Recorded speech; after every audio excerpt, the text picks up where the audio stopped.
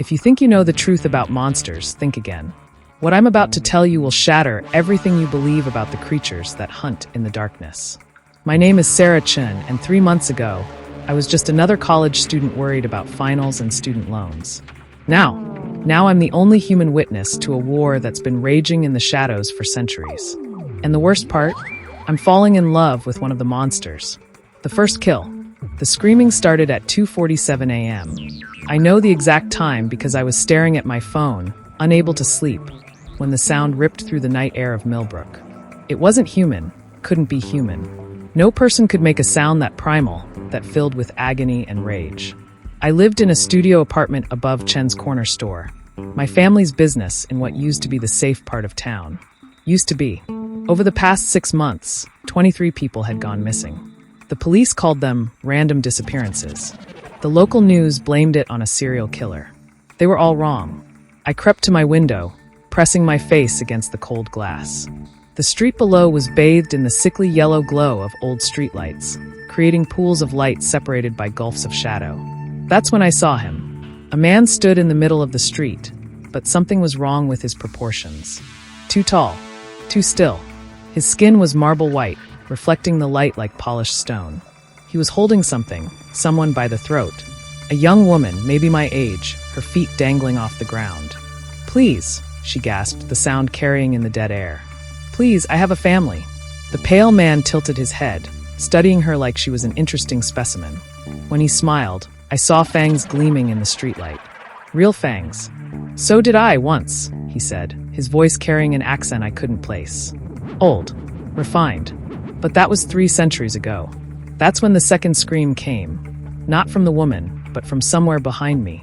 Something was on my fire escape.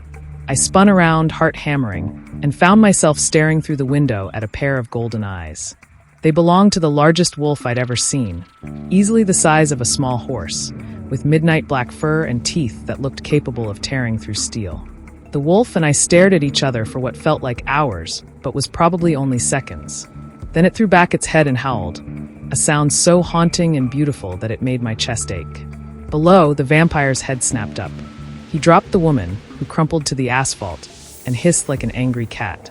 "Mongrels! Parasite!" The voice came from behind the vampire, and I watched in amazement as a naked man stepped out of the shadows. He was tall, maybe 6'2", with the kind of lean muscle that came from a lifetime of physical labor rather than a gym. His hair was dark and unruly, and even from 3 stories up, I could see the intensity in his eyes. The vampire turned to face this new threat, and I realized what I was witnessing.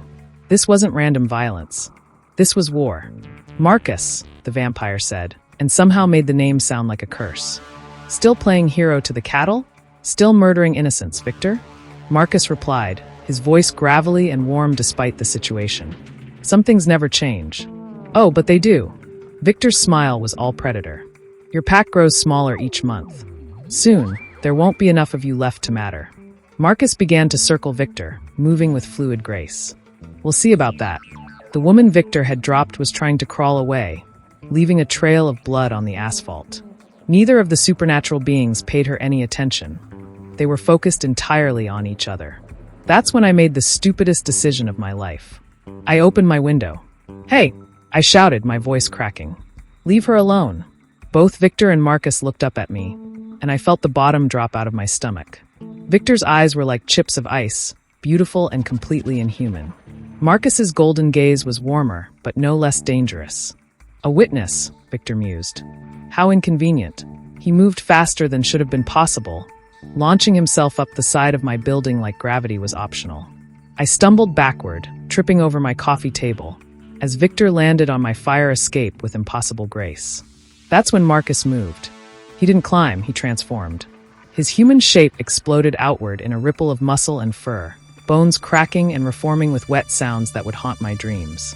In seconds, the man was gone, replaced by the massive black wolf I'd seen earlier.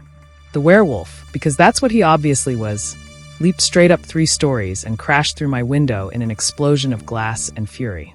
My apartment became a battlefield. Victor moved like liquid shadow, his pale hands leaving claw marks in the drywall as he dodged Marcus's snapping jaws. Marcus was raw power, a whirlwind of teeth and muscle that smashed through my furniture like it was made of paper. I pressed myself against the far wall, watching in terror and fascination as two creatures from nightmares tried to kill each other in my living room. Victor's fangs flashed as he grabbed Marcus around the throat, but the werewolf twisted with inhuman flexibility, his powerful hind legs raking down Victor's chest. The vampire screamed, a sound like breaking glass, and stumbled backward. Black blood seeped through tears in his expensive shirt. Marcus pressed his advantage, lunging forward with jaws wide enough to bite Victor's head clean off. But Victor wasn't finished. He caught Marcus's massive head in his hands and used the werewolf's own momentum to slam him into the wall. The entire building shook. Plaster rained down from the ceiling. Enough! The word carried such authority that both creatures froze. A new voice coming from my shattered window. A woman stood on my fire escape, and even in the chaos, I could see she was beautiful in the way that made you forget to breathe. Tall and elegant, with silver hair that caught the streetlight and eyes like polished steel. She wore a long black coat that moved around her like smoke. "Celine," Victor said, his voice suddenly respectful. I wasn't expecting. Obviously. Her gaze swept over my destroyed apartment, then fixed on me. When our eyes met, I felt like she was reading my soul. "And who might this be?" "A complication," Victor replied, wiping black blood from his mouth. Marcus had shifted back to human form, and I tried very hard not to notice that he was still naked. He kept himself positioned between me and the other two, which I found oddly touching considering we'd never met. "Sarah Chen," I said, proud that my voice only shook a little. "This is my apartment." Was my apartment. Celine smiled, and it was neither warm nor cold, just calculating. "Sarah, how interesting. Do you know what you've witnessed tonight? Vampires and werewolves trying to kill each other in my living room?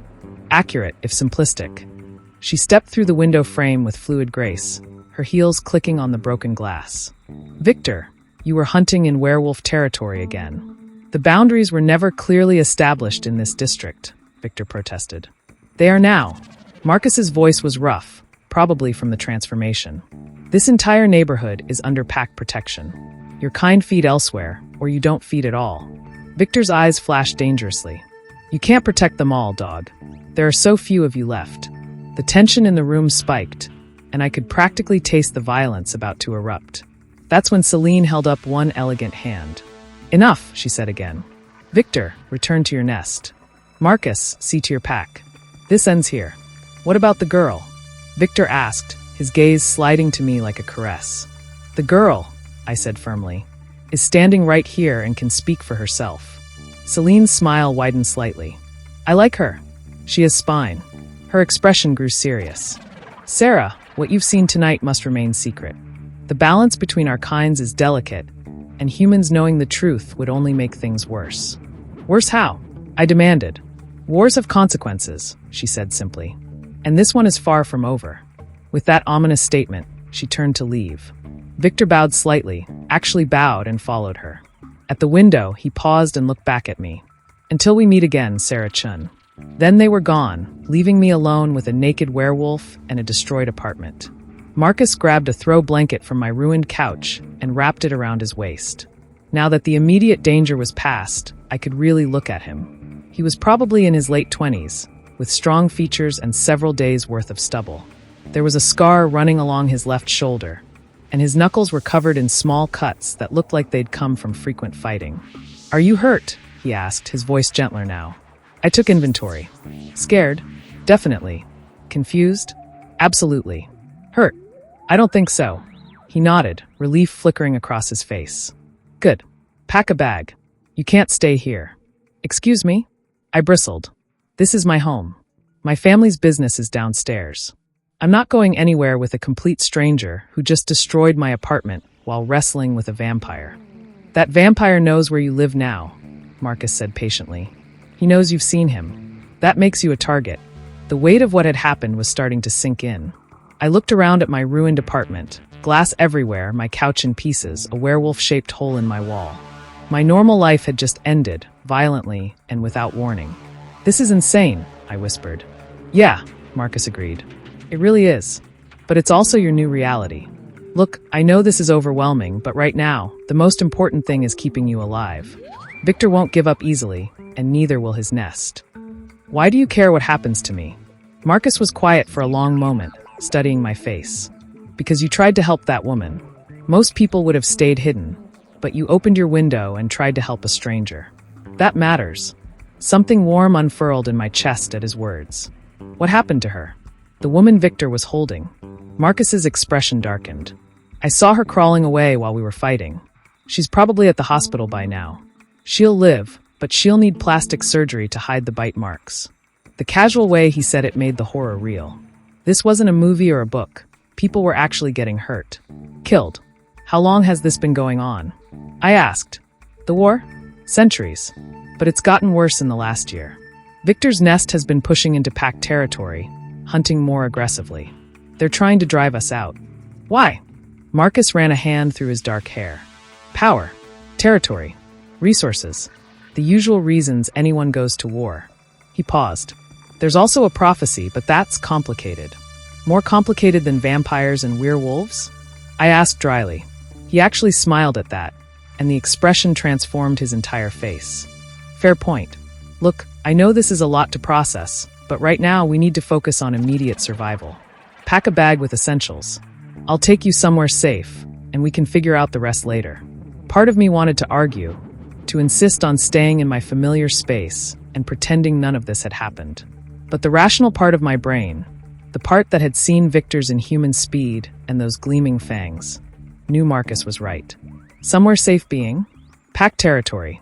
My alpha will want to meet you anyway, since you're involved now. I started grabbing clothes and shoving them into my old duffel bag, mind racing. What's your alpha like? Complicated, Marcus said again, and something in his tone suggested there was a lot of history there. You keep saying that word, because everything about this situation is complicated. He watched me pack, his golden eyes tracking my movements. Sarah, thank you. For what? For not screaming. For not running.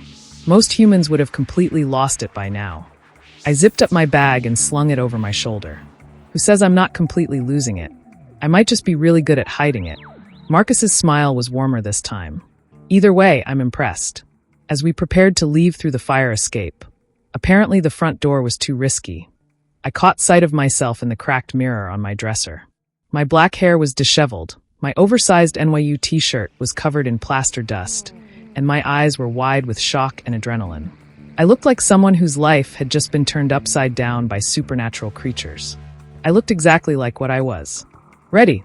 Marcus asked from the window. I took one last look around my ruined apartment, at the life I was leaving behind. As I'll ever be. We climbed down the fire escape in silence, Marcus moving with the fluid grace of someone completely comfortable in his own body. When we reached the alley behind the building, he paused. One more thing, he said. What I'm about to show you might be frightening, but I need you to trust me, okay? Before I could ask what he meant, Marcus stepped back and began to change. This time, I could see the transformation clearly. The way his bones elongated, his muscle mass expanding, dark fur rippling across his skin like a wave. It was terrifying and beautiful and completely impossible. In seconds, the man was gone, replaced by the massive black wolf. Marcus the wolf looked at me with those same golden eyes, then lowered himself slightly and tilted his head toward his back. Oh, hell no, I said immediately. I am not riding a werewolf. He made a sound that was unmistakably wolfish laughter. This is not funny, I protested. I have never ridden any kind of wolf, and I'm not starting now. Marcus padded over to me and very gently took the sleeve of my t-shirt in his teeth, tugging me toward him. This is crazy, I muttered, but I found myself climbing onto his back anyway.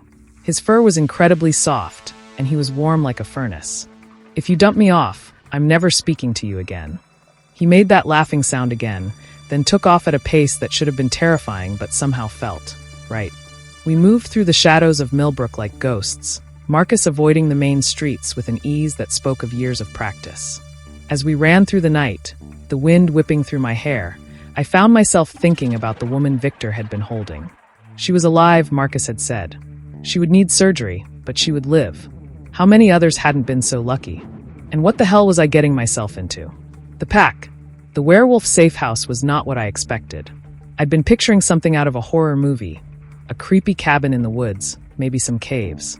Instead, Marcus brought me to what looked like a restored Victorian mansion on the outskirts of town, complete with a wraparound porch and flower gardens that someone obviously cared for. This is where you live?" I asked as Marcus shifted back to human form behind a conveniently placed tree. He emerged wearing jeans and a flannel shirt that had apparently been stashed there for just such occasions. "It's the pack house," he explained. "Most of us live here, or at least spend significant time here. It's safer in numbers, and it makes communication easier." As we approached the front door, I could hear voices inside. Lots of them, talking and laughing like it was a normal evening instead of 4 a.m. "Do they know I'm coming?" "News travels fast in a pack," Marcus said. "I'm sure they know by now." The front door opened before we reached it, revealing a woman who looked like she could wrestle bears for fun. She was tall and muscular, with short-cropped auburn hair and the kind of presence that made you automatically stand up straighter. "Marcus," she said, and her voice carried authority. "You brought a guest." "Sarah, this is Rebecca, our alpha," Marcus said. "Beck, this is Sarah Chen, the human from tonight." Rebecca's gaze swept over me, and I felt like I was being evaluated by a very intelligent predator. It wasn't hostile, exactly, but it was definitely thorough. "Come in," she said finally. "Both of you. The pack is waiting." The interior of the house was as beautiful as the exterior, with hardwood floors, vintage furniture, and photographs covering every available surface. What struck me most was how lived in it felt. This wasn't a showplace, it was a home. We entered a large living room where about a dozen people were gathered. They ranged in age from what looked like late teens to early 50s, and they all had that same fluid grace I'd noticed in Marcus. They also all turned to look at me when I walked in, and I suddenly felt very small and very human. "Everyone, this is Sarah," Rebecca announced. "She witnessed Victor's hunt tonight and helped save a human life." A young woman with curly red hair and freckles bounced up from the couch. "I'm Lily," she said, extending her hand. "Welcome to the chaos." "Thanks," I said, shaking her hand. Her grip was surprisingly strong. One by one, the pack members introduced themselves. There was Jake, a massive guy with gentle eyes who looked like he could bench press a car. Emma, a sharp-featured woman in her 30s who watched me with intelligent curiosity. David, a teenager who couldn't seem to sit still. And several others whose names I tried desperately to remember. "Sit," Rebecca said, gesturing to an empty chair. "We need to talk about what happens next." I sat, acutely aware that I was the only human in a room full of werewolves. It should have been terrifying, but oddly it wasn't. These people, wolves, felt warm and welcoming in a way that surprised me. "First things first," Rebecca continued, taking a seat across from me. "What you saw tonight wasn't random.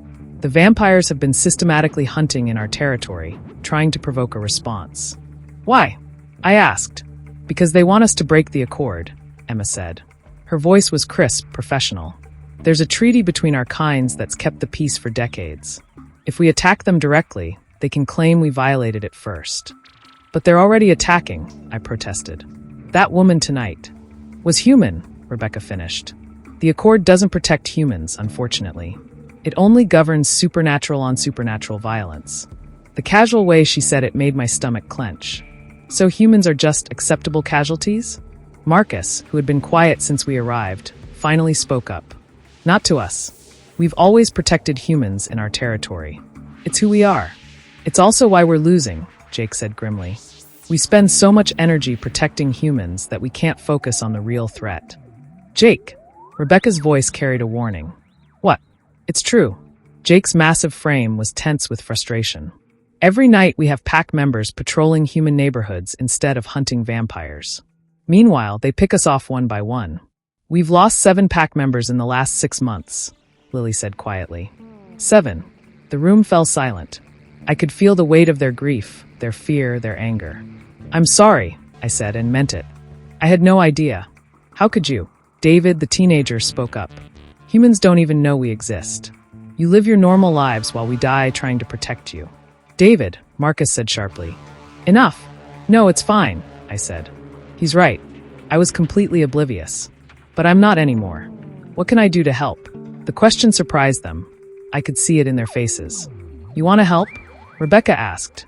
"Those people Victor was hunting, they're my neighbors. My customers. This is my home too."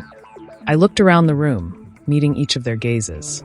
"Besides, I'm involved now whether I like it or not. Victor knows who I am, knows where I live. If you're right about him not giving up easily, then I need to learn how to survive in this world." Rebecca and Marcus exchanged a look that seemed to communicate volumes. Training a human would be unprecedented, Emma said thoughtfully. Everything about this situation is unprecedented, Rebecca replied. She studied me for a long moment. Sarah, what do you do for a living? I'm a graduate student at the State University. Psychology, specializing in trauma counseling. I also help run my family's store. Trauma counseling, Rebecca repeated. Interesting. She stood up, pacing to the window that looked out over the dark grounds. The thing is, Sarah, we're not just fighting vampires. We're fighting a war that's been going on for centuries, and it's taking a toll on all of us. Pack members with PTSD, depression, anxiety disorders, and we don't have anyone trained to help them. I began to see where this was going. You want me to be pack therapist? I want you to be pack family, Rebecca said simply. The therapist part would be a bonus. The words hit me harder than I expected. Family. When was the last time I'd felt like I truly belonged somewhere? What would that mean exactly? I asked. Living here, at least until the threat passes, Marcus said. Learning our ways, our history. Understanding how the supernatural world works. Learning to fight, Jake added. Learning to survive, Rebecca corrected. There's a difference. I thought about my ruined apartment, my normal life that was already in pieces. I thought about the woman Victor had been holding, the terror in her eyes. I thought about the warmth I felt from these people, the sense of purpose that was already taking root in my chest. Okay, I said. I'm in. The reaction was immediate and positive. Lily actually clapped, David grinned, and even Jake looked pleased. There are rules, Rebecca said, but she was smiling too. First, what you learn here stays here. The pack's safety depends on secrecy. Understood. Second, if you're going to live with us, you follow pack hierarchy. I'm alpha, which means my word is law. Marcus is my beta, so his orders carry weight too. I glanced at Marcus, who was watching me with an unreadable expression. Got it. Third, and most important, Rebecca's voice grew serious. Once you're pack, we protect you, and you protect us. That's not negotiable. I wouldn't have it any other way. Rebecca nodded, satisfied. Then welcome to the family, Sarah Chen. As the pack members crowded around to congratulate me, I caught Marcus's eye over their heads. He was smiling, but there was something else in his expression. Worry, maybe? Or fear. Before I could ask him about it, Lily grabbed my arm. Come on, I'll show you to your room. You must be exhausted. She led me upstairs to a cozy bedroom with a 4-poster bed and windows that looked out over the gardens. It was beautiful and welcoming, but as I stood there looking around at what was apparently my new home, the reality of the situation hit me. I was a human living with werewolves. I was involved in a supernatural war. I was probably going to die. But for the first time in years, I felt like I belonged somewhere. Sarah, Lily poked her head back through the door. Are you okay? You look a little overwhelmed. I am a little overwhelmed, I admitted. But I think I'm also okay. She smiled. Good. Get some sleep. Training starts tomorrow. Training for what? Survival, she said cheerfully, then disappeared down the hallway. I sat on the edge of the bed, trying to process everything that had happened in the last few hours. Yesterday morning now, I'd been worried about my thesis defense and whether I could afford groceries this week. Now I was living with werewolves and preparing for war with vampires. As I got ready for bed, I found myself thinking about Marcus. The way he'd positioned himself between me and the other supernaturals. The warmth in his voice when he'd thanked me for not screaming. The careful way he'd made sure I was safe during the transformation and the ride here. He was protecting me, but why? Was it just his nature, or was there something more? I was still thinking about golden eyes and warm smiles when I finally fell asleep. The first lessons. I woke up to the sound of breaking furniture. For a moment, I thought I was back in my apartment with Victor and Marcus destroying everything in sight. Then I remembered where I was and realized the sounds were coming from outside. I stumbled to the window and looked down at the backyard, where 2 werewolves were engaged in what looked like mortal combat. One was Marcus in wolf form, the other a slightly smaller gray wolf I didn't recognize. They were moving in a blur of fur and fangs, smashing through patio furniture like it was made of balsa wood. They're sparring, said a voice behind me. I spun around to find Emma leaning against my doorframe, holding 2 cups of coffee. She was dressed in jeans and a t-shirt, looking far too put together for someone who was presumably awake at dawn. Sparring? I accepted one of the coffee cups gratefully. It looks like they're trying to kill each other. Pack dynamics, Emma explained, coming to stand beside me at the window. That's Alex, one of our scouts. He's been challenging Marcus's position as beta for months. As we watched, Marcus pinned Alex to the ground with his massive paws. Alex struggled for a moment, then went limp in submission. Marcus held him for a few seconds longer, then stepped back and shifted to human form. Why is he challenging Marcus? I asked, trying not to notice that Marcus was naked again. Because Marcus has been distracted lately, Emma said, giving me a meaningful look. And in a pack, distraction can be deadly. I felt heat rise in my cheeks.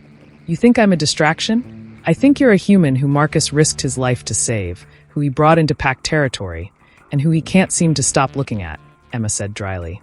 So yes, I think you're a distraction. Before I could respond, there was a knock on my door. Sarah, Marcus's voice. Are you awake? Emma smirked at me and called out. Come in, Marcus.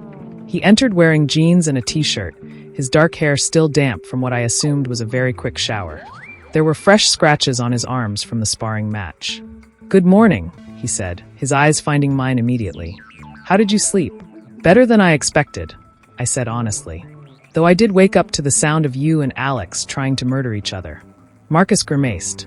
You saw that? Hard to miss, Emma said cheerfully. Sarah was concerned you were actually fighting.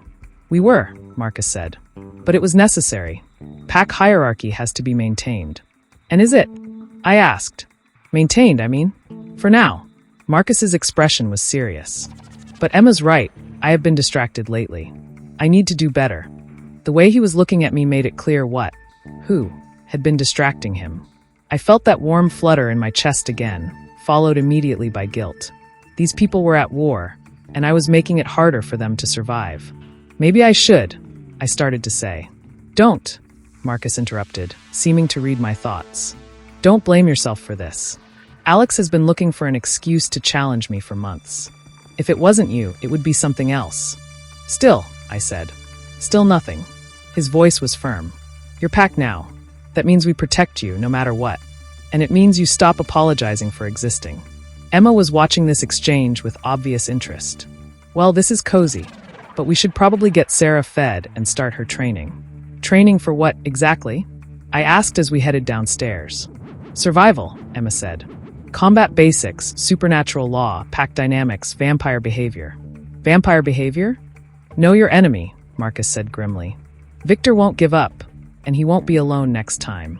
You need to understand what we're up against. The kitchen was already busy when we arrived. Jake was making what looked like enough eggs to feed an army, while David and two other pack members I hadn't met yet were arguing about something in hushed tones. Morning, Sarah, Lily called out, looking disgustingly cheerful for this early in the day. Ready for your first day of werewolf boot camp? Is anyone ever ready for werewolf boot camp? I asked, accepting a plate from Jake. Nope, David said cheerfully. That's what makes it fun. I was beginning to understand that David had a twisted sense of fun. After breakfast, Rebecca appeared and announced that my education would begin immediately. The first lesson, apparently, was supernatural history. Most humans think they know about vampires and werewolves from movies and books, Rebecca explained as she led me to what appeared to be a library. Most of what they think they know is wrong. The library was impressive, floor-to-ceiling bookshelves filled with leather-bound volumes that looked ancient. Rebecca pulled out a thick book and placed it on the reading table. First lesson, we're not actually werewolves, she said. I blinked. Come again, we're shapeshifters. Specifically, we can take the form of wolves, but we're not bound by lunar cycles or any of that Hollywood nonsense. We can shift at will, we retain our human consciousness in wolf form, and we're not vulnerable to silver. But you call yourselves a pack, because we live in a pack structure. Alpha, beta, the hierarchy you saw Marcus demonstrating this morning. It works for us socially, but it's not a supernatural compulsion. I absorbed this information, trying to reconcile it with everything I thought I knew. What about vampires? Are they actually vampires? That one's more accurate, Rebecca admitted. They do need blood to survive, they are stronger and faster than humans, and they are technically immortal. But they can go out in sunlight, it just makes them weaker.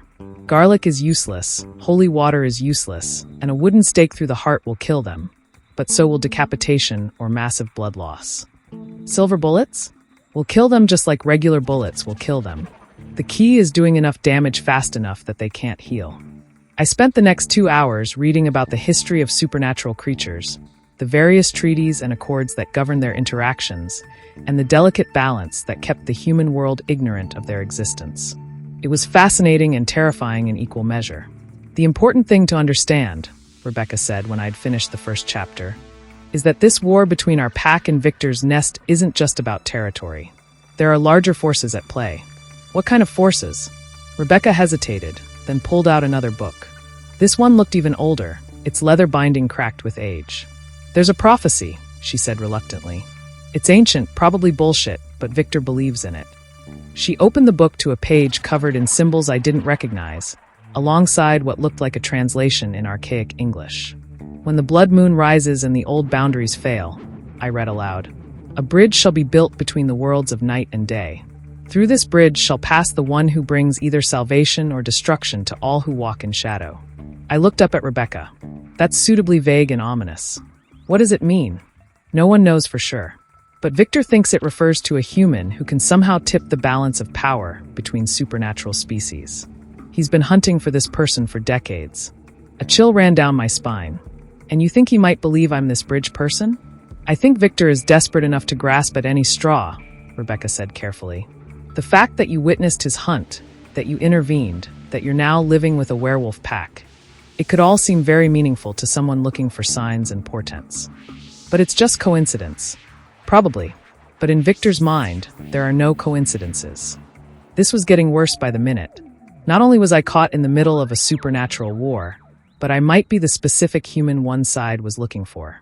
There's more, Rebecca said, and I could tell from her expression that I wasn't going to like it. More what? More to the prophecy. She turned the page. The bridge will be marked by fire and shadow, known by her courage in the face of death, and claimed by the wolf who would die for her love. My mouth went dry. Her. The prophecy specifically mentions a female bridge. And Sarah. Rebecca's voice was gentle but serious. Everything that happened last night fits the description. You were marked by fire and shadow when you witnessed the vampire attack. You showed courage when you tried to help that woman. And Marcus. What about Marcus? He threw himself between you and 2 very dangerous supernaturals without hesitation. He brought you here, vouched for you, risked his position in the pack hierarchy, all for someone he'd just met. The implications hit me like a physical blow. You think I'm the person from the prophecy. I think it's a possibility we can't ignore, Rebecca said, which means your training just became a lot more important. Before I could process this fully, Marcus appeared in the doorway. Beck, we have a problem. Rebecca was on her feet instantly. What kind of problem? The kind with fangs and an attitude. Victor's at the front gate with half his nest. He wants to talk. The negotiations and revelations.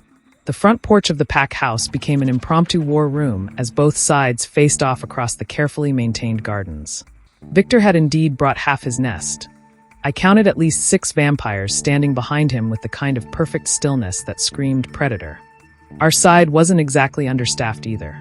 Rebecca stood at the center with Marcus at her right hand, while the rest of the pack flanked them in a loose semicircle. I noticed they'd positioned themselves, so I was behind the main group, but still visible. Rebecca, Victor called out, his refined voice carrying easily across the distance. Such a lovely morning for a chat, don't you think? Cut the pleasantries, Victor, Rebecca replied. What do you want? Why, to return something that belongs to me, of course. His pale eyes found mine across the crowd. Hello again, Sarah. I trust you slept well. Every werewolf on the porch tensed, and I could practically feel their barely contained violence. Marcus took a half step forward, positioning himself more directly between Victor and me. She doesn't belong to you, Marcus said, his voice gravelly with the edge of his wolf. Doesn't she? Victor smiled, showing those perfect white fangs. She witnessed my hunt. By rights, I should have killed her then and there. Instead, I showed mercy. That makes her mine by covenant law. Bullshit, Rebecca said flatly. Covenant law doesn't apply to humans. Ah, but it does apply to humans who interfere in supernatural business. Victor's smile widened, which our dear Sarah did when she opened her window and called out during my hunt. I felt the bottom drop out of my stomach. There were actual laws governing this insanity, and I'd apparently broken one. Even if that were true, Emma spoke up from beside me. She's claimed pack protection now. That supersedes any covenant claim. Only if the pack can afford to enforce that protection, said a new voice. A woman stepped out from behind Victor, and I felt my breath catch. She was stunning in an otherworldly way, tall and pale with white blonde hair and eyes like chips of Arctic ice. When she moved, it was with liquid grace that made even the werewolf's natural elegance look clumsy. "Vera," Rebecca said, and I heard genuine wariness in her voice. "Rebecca," Vera replied with a smile that was all sharp edges. "How quaint. Still playing house with your little strays." The insult hit home. I could see the pack members bristle. But Rebecca held her ground. "Still hiding behind your sire's reputation, Vera?" Vera's smile turned cold. "Victor may be my sire, but I've made quite a name for myself. 7 of your pack in 6 months, wasn't it? Though I admit, some of them were more entertaining than others." The casual way she spoke about killing people, pack members I'd met just hours ago, made rage flare in my chest. Before I could stop myself, I stepped forward. "You're proud of murdering people?" Every supernatural creature on both sides turned to look at me. Victor looked delighted, Vera looked amused, and Rebecca looked like she wanted to throttle me. "People." Vera laughed, a sound like breaking glass. "Oh, my dear child, they're not people. They're animals. Dangerous, aggressive animals that need to be put down." "They're more human than you are," I shot back. The temperature seemed to drop 10 degrees. Vera's amusement vanished, replaced by something much more dangerous. "How interesting," she purred. "The little human has opinions." "Vera," Victor said mildly, but there was warning in his tone. "Oh, I'm not going to hurt her, Victor." "Not yet." Vera's gaze never left mine. "But I am curious. Tell me, Sarah, what makes you think these creatures are worth protecting? What makes you think you're worth their protection?" "I think everyone deserves protection from monsters," I said, proud that my voice stayed steady. "Monsters?" Vera's smile returned, sharp and predatory. "Look around you, dear. You're surrounded by shapeshifters who can tear a human in half with their bare hands, who hunt in packs and howl at the moon. And you call us monsters? The difference is choice," I said. "They choose to protect people. You choose to kill them. How delightfully naive." Vera turned to Victor. "I like her. Can we keep her?" "She's not a pet," Marcus snarled, and I could hear his wolf very close to the surface. "No," Victor said thoughtfully, studying me with renewed interest. "She's much more than that, isn't she?" The way he said it made my skin crawl. There was recognition in his voice, like he was seeing me clearly for the first time. "Victor," Rebecca said sharply, "whatever you're thinking." "I'm thinking our young Sarah is exactly what I've been looking for," Victor interrupted. "Fire and shadow, courage in the face of death, claimed by wolves." He smiled, and it was terrifying. The bridge at long last. The reaction from both sides was immediate and violent. The werewolves moved into defensive positions while the vampires spread out in what was clearly an attack formation. "You don't know that," Rebecca said, but I could hear uncertainty in her voice. "Don't I?" Victor took a step forward. She appeared at the exact moment of my hunt. She intervened when she should have hidden. She's living with your pack, protected by your beta, and now she stands here defending creatures she barely knows against her own kind. "Tell me, Rebecca, what else could she be?" Marcus was practically vibrating with tension beside me. "She's under pack protection. That's not negotiable. Everything is negotiable, Wolf." Vera had moved while Victor was talking, and she was now uncomfortably close to our group. "Especially when the stakes are this high." "What stakes?" I demanded. "What does this prophecy actually mean?" Victor and Rebecca exchanged a look that spoke volumes. "Tell her," Victor said. "She has the right to know what she is." Rebecca hesitated, then nodded reluctantly. "The bridge isn't just a person, Sarah. It's a position, a role. According to the prophecy, the bridge has the power to unite the supernatural species, or destroy them all." "Unite them how?" "By becoming the conduit between them," Victor said, his voice taking on an almost reverent tone. "The bridge would be transformed, made into something new. Part human, part vampire, part shapeshifter. The ultimate supernatural being." Horror crashed over me in waves. "Transformed how?" "The ritual is complex," Victor said delicately, "but it requires the willing participation of representatives from each species. The vampire bite, the werewolf bond, the human soul, all combined into something greater than the sum of its parts." "And if I refuse?" Victor's expression grew sad. "Then the war continues. More of your pack dies. More humans become casualties. The balance fails completely, and eventually, our existence becomes known to the human world. You can imagine how that would end." The weight of what he was saying settled on my shoulders like a lead blanket. Millions of people would die if the supernatural world was exposed. But the alternative was letting myself be transformed into some kind of hybrid creature. "There's a third option," Rebecca said grimly. "Is there?" Victor asked. "We kill you all and end this war permanently." The vampires hissed in unison, fangs extending. The werewolves responded by letting their wolves closer to the surface. Eyes glowing, muscles bulging, claws extending. "That would be unfortunate," Victor said mildly. "Especially since I'm not the only one who's figured out what Sarah represents. The Coven has been asking questions.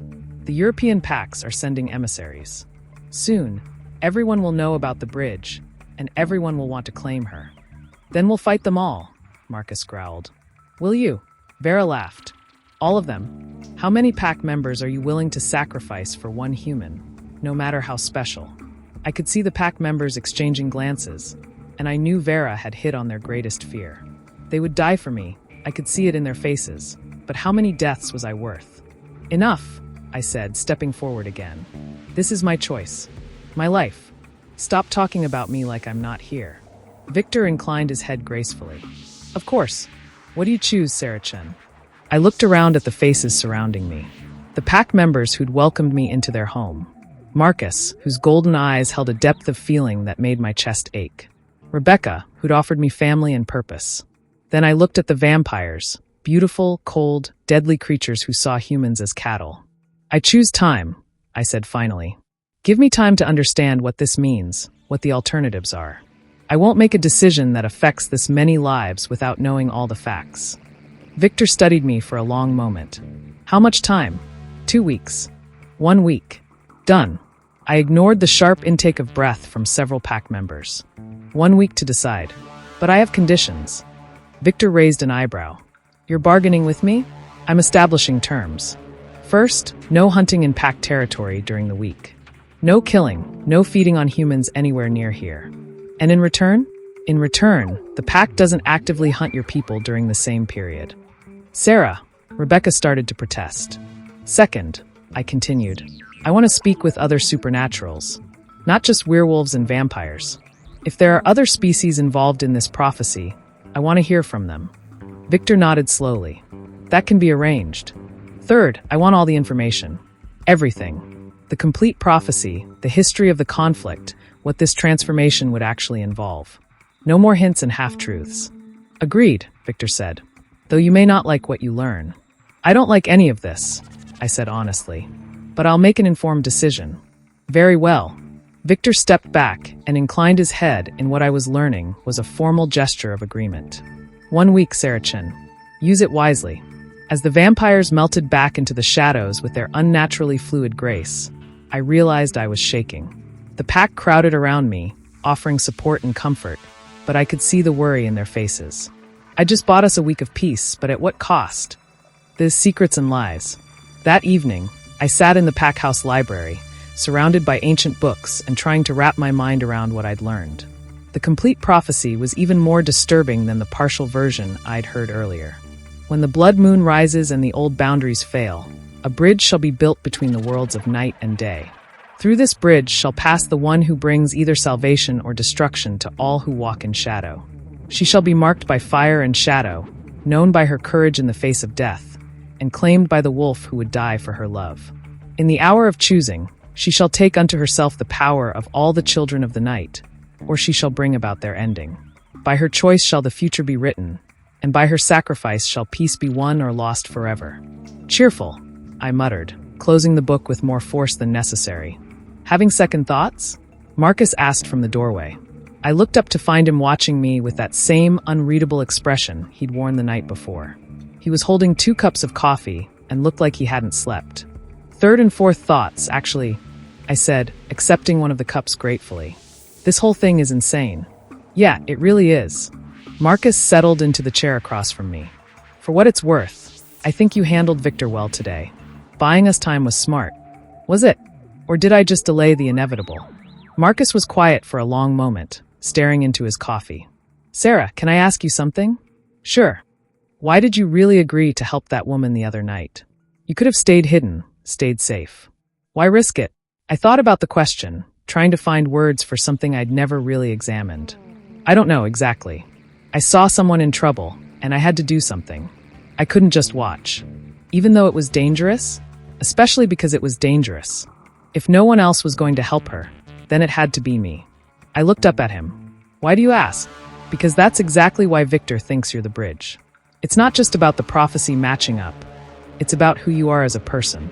The bridge isn't just supposed to have power. She's supposed to have the moral authority to use it. The weight of his words settled over me. You think he's right, don't you? You think I'm this bridge person. Marcus met my eyes. I think you're exactly the kind of person who would sacrifice herself to save others, whether you're the bridge or not. And that terrifies me. There was something in his voice, something raw and vulnerable that made my heart skip. Marcus, Sarah. Rebecca's voice interrupted from the doorway. We have visitors. I looked past her and felt my blood chill. Standing in the hallway were three figures I didn't recognize, but something about them screamed supernatural, even more than the vampires had. Who are they? I asked. Fae, Rebecca said grimly, and they want to talk to you. The Fae were nothing like what I'd expected from fairy tales. The three beings who entered the library were tall, elegant, and absolutely otherworldly. Their leader, if that's what she was, had silver hair that seemed to move in a breeze I couldn't feel, eyes like starlight, and features so perfect they made my eyes water to look at directly. Sarah Chen, she said, and her voice was like music and wind chimes and the sound of water over stones. I am Titania of the Summer Court. We need to talk. Everyone wants to talk to me today, I said, proud that my voice stayed steady. Let me guess, you know about the prophecy too? We wrote the prophecy, said the second Fae, a male with autumn-colored hair and eyes like amber. I am Oberon. This is our daughter, Puck. The third Fae, Puck, looked younger than the others, with wild green hair and a grin that promised trouble. Hey, bridge girl. Nice to finally meet you. You wrote it. I stared at them. Why? Because we saw what was coming, Titania said. The war between vampires and shapeshifters, the threat to the balance, the eventual exposure of our world to humanity. We needed to ensure there would be a way to prevent total catastrophe. So you created a prophecy about me specifically? We created a prophecy about someone like you, Oberon corrected. Someone with the right combination of courage, compassion, and stubbornness to do what needs to be done. Which is what, exactly? Puck leaned forward eagerly. Become the ultimate supernatural being, of course. Part vampire, part shapeshifter, part fae, part human. You'd be like a supernatural smoothie. Puck, Titania said warningly. What? That's essentially what the ritual does. Takes a little bit from everyone and blends it all together. I felt sick. Part fae? That wasn't mentioned before. Victor doesn't know about our involvement, Oberon said. He thinks it's just vampires and shapeshifters. But the real power, the ability to actually unite the species, comes from fae magic. And what would this transformation actually involve? I asked, dreading the answer. The three fae exchanged glances. It's complicated, Titania said finally. Marcus made a sound of frustration. Everyone keeps saying that. Just tell her the truth. The truth is that the transformation would fundamentally change who Sarah is, Oberon said. She would gain the strengths of all four species. Vampire immortality and strength, shapeshifter healing and senses, fae magic and connection to nature, human adaptability and emotion. But she would also lose her essential humanity. Lose it how? You would become something other, Titania said gently. Still you, but more. And less. The human heart that drives you, the mortal perspective that gives your choices weight, those would be altered by immortality and power. I felt like I was drowning. And if I refuse, then the war continues, Puck said cheerfully. More people die, the supernatural world gets exposed, humans panic and try to exterminate all of us. We fight back, civilization collapses. You know, typical apocalypse stuff. There has to be another way, Marcus said desperately. There is, Oberon said. Sarah could choose to destroy the supernatural species instead of uniting them. The power works both ways. The room went dead silent. Destroy them how? I whispered. The same transformation that could unite the species could also be used to create a weapon capable of killing any supernatural being, Titania explained. All of them. Everywhere. Vampires, shapeshifters, fae, even us. That's genocide, I said, horrified. That's one option, Puck agreed. Not our favorite option, obviously, but it is on the table. I stood up abruptly, needing to move, needing air, needing anything other than sitting still while these impossible beings discussed the fate of entire species like they were menu options. I need some time to think, I said. Of course, Titania said. But remember, Sarah, you have less than a week to decide. And soon others will come. The European vampires, the werewolf councils, beings you haven't even heard of yet. They'll all want to influence your choice. Why? I demanded. Why me? Why couldn't this bridge person be someone who actually wants the responsibility? Because someone who wanted this kind of power would be exactly the wrong person to have it, Oberon said simply. The prophecy needed someone who would see the transformation as a sacrifice, not a reward. After the Fae left, melting away into shadows and starlight, I found myself alone with Marcus in the library. Rebecca had diplomatically withdrawn, leaving us to process what we'd learned. So, I said finally, vampire, shapeshifter, fae, and human. That's quite a combination. Sarah, you don't have to do this, Marcus said fiercely. We'll find another way. Will we? Because from where I'm sitting, it looks like the choice is between transforming into something inhuman or committing genocide. Those aren't great options. Marcus moved to the window, staring out at the gardens. There's something I haven't told you. More secrets? I'm shocked. He turned to face me, and the expression in his golden eyes was raw with pain. The pack member we lost last month, the one Vera killed, his name was Daniel. He was my brother. I felt the breath leave my lungs. Marcus, I'm so sorry. He was trying to protect a family of humans. Vera caught him alone and... Marcus's voice broke. She left pieces of him for us to find. As a message, rage and grief warred in my chest. Why didn't you tell me? Because I didn't want you to think my feelings about the prophecy were just about revenge. He stepped closer, his eyes never leaving mine. But they're not. Daniel believed in protecting humans, even when it cost him everything. If he were here, he'd tell you the same thing I'm telling you now. You don't owe us your humanity. But if I don't do something, more people like Daniel will die. And if you do this transformation, the Sarah we know will die too. Different kind of death, but death nonetheless. The pain in his voice broke something in my chest. Without really thinking about it, I closed the distance between us and took his hands in mine. Marcus, I love you, he said suddenly. I know it's insane. I know we've only known each other for 2 days, but I love you. Not because of some prophecy or because you might be the bridge, but because you're brave and kind and stubborn, and you make me want to be better than I am. I stared at him, my heart racing. The prophecy says the bridge will be claimed by the wolf who would die for her love. Screw the prophecy, Marcus said fiercely. This isn't about fate or destiny or ancient magic. This is about you and me and what we choose to feel. He was right. Whatever else was happening, whatever cosmic forces were at play, what I felt for Marcus was real and immediate and entirely my own choice. I love you too, I whispered. He kissed me then, soft and desperate and full of everything we couldn't say. When we broke apart, I could see the fear in his eyes. Fear that loving me would make losing me even worse. We'll figure this out, I promised. There has to be another way. What if there isn't? I thought about that for a long moment, about the impossible choice ahead of me, about the people who would die no matter what I decided. Then we'll make the best choice we can and live with the consequences, I said. Together, Marcus pulled me close, and I let myself have this moment of peace before the storm hit. Because I had a feeling the worst was yet to come. The other players. I was wrong about the worst being yet to come. It arrived the next morning in the form of a delegation from the European vampire courts, 3 werewolf alphas from different continents, and something called the Shadow Council that I'd never heard of but apparently was very important. This is getting out of hand, Rebecca said as we watched the various supernatural beings set up what looked like a United Nations summit on our front lawn. I've never seen this many different factions in one place. And they're all here for me, I said, feeling sick. They're here for what you represent, Marcus corrected, his arm around my shoulders. Don't forget that. A new voice cut through the morning air.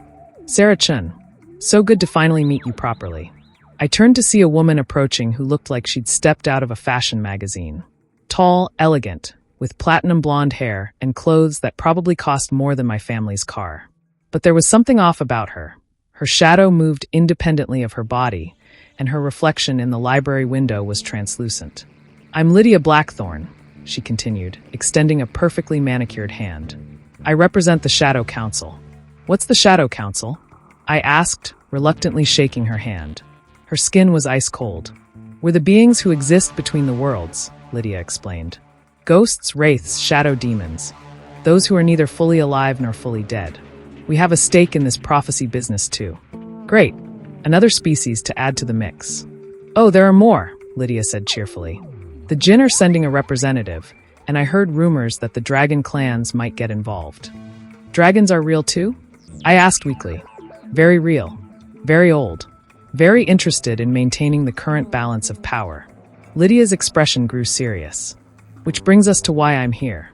The Shadow Council has a proposal for you. Before I could ask what kind of proposal, Rebecca stepped forward. All negotiations go through the pack, Lydia. Those are the rules. Of course, Lydia agreed smoothly. Shall we call a formal gathering? Within an hour, the pack house living room had been transformed into a supernatural diplomatic meeting. Representatives from 6 different species sat in carefully arranged chairs, while I found myself at the center of it all like some kind of prize to be won.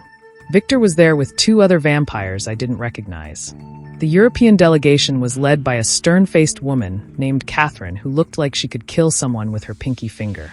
The werewolf alphas included a massive man from Russia, a sharp-featured woman from Australia, and someone from South America whose name I couldn't pronounce, but whose presence made all the other shapeshifters nervous. The Fae were represented by Puck, who seemed to be enjoying the chaos. And now there was Lydia, representing creatures I'd never even imagined existed. Ladies, gentlemen, and beings of various other classifications, Rebecca said formally. We're here to discuss the future of Sarah Chen, and by extension, the future of our world. Sarah has agreed to hear proposals from all interested parties before making her decision. Decision, scoffed Catherine. As if she has any real choice in the matter. She has every choice, Marcus growled, his wolf very close to the surface. Does she? The Russian alpha, Dmitri, I thought his name was, leaned forward.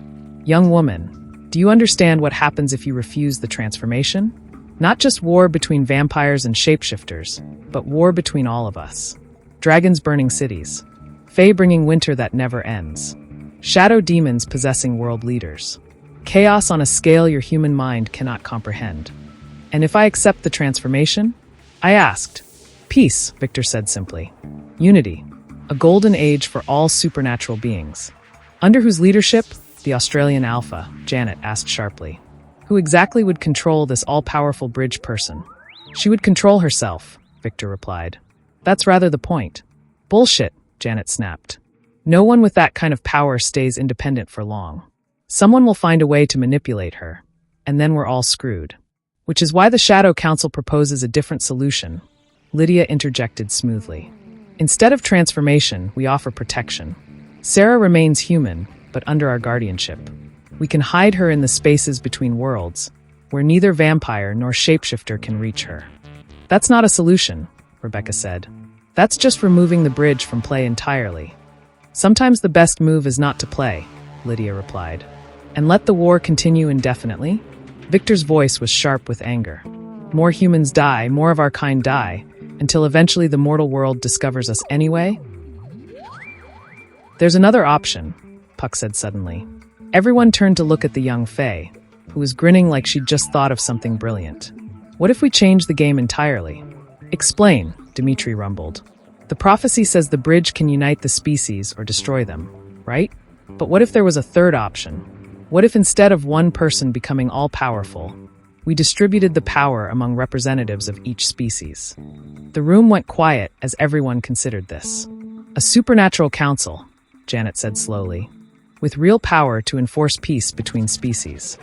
It's been tried before, Catherine said dismissively. Power corrupts. Always. Not if the power comes with built-in safeguards, Puck continued, warming to her idea. What if the bridge transformation created not one super being, but a linked group? Each person retains their original species, but gains understanding and empathy for all the others. No one person has ultimate power, but together they could maintain balance. Victor paused, clearly thinking. That's not what the prophecy says. The prophecy is intentionally vague, Titania's voice came from the doorway. She entered with Oberon, both looking grave. We wrote it that way to allow for creative interpretation. You'd support this alternative? Rebecca asked. We'd support anything that prevents total war, Oberon said. The question is whether it would actually work. And whether our Sarah would survive it, Marcus added grimly. All eyes turned to me. I could feel the weight of their expectations, their hopes, their fears. These beings, vampires, shapeshifters, fey shadows, they were all looking to me to solve a problem that had been building for centuries. I need to understand something, I said finally. This distributed transformation, what would it actually involve? Puck's grin faded slightly. Well, you'd still be the focal point. The ritual would still require your sacrifice. But instead of absorbing all the power yourself, you'd channel it to chosen representatives. What kind of sacrifice? The room fell silent again. Sarah, Titania said gently, the bridge was always meant to die in the process. That's what the prophecy means by sacrifice. You would give your life to create the unity, whether through individual transformation or the distributed version. The words hit me like a physical blow. Die. I would die either way. Marcus made a sound like a wounded animal. No, absolutely not. The needs of the many, Victor began. Fuck the needs of the many, Marcus snarled, his eyes blazing with fury. You want your peace? Find another way to get it. There is no other way, Catherine said coldly. The prophecy is clear. Then maybe it's time to break some prophecies, Rebecca said, rising to her feet. Her alpha power filled the room, making even the vampires shift uncomfortably. This meeting is over. Everyone out. Now. Rebecca, Victor started.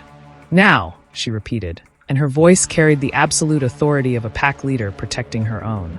One by one, the supernatural delegates filed out, leaving promises to return and continue discussions. But I barely heard them. All I could think about was that word, sacrifice. I was going to die.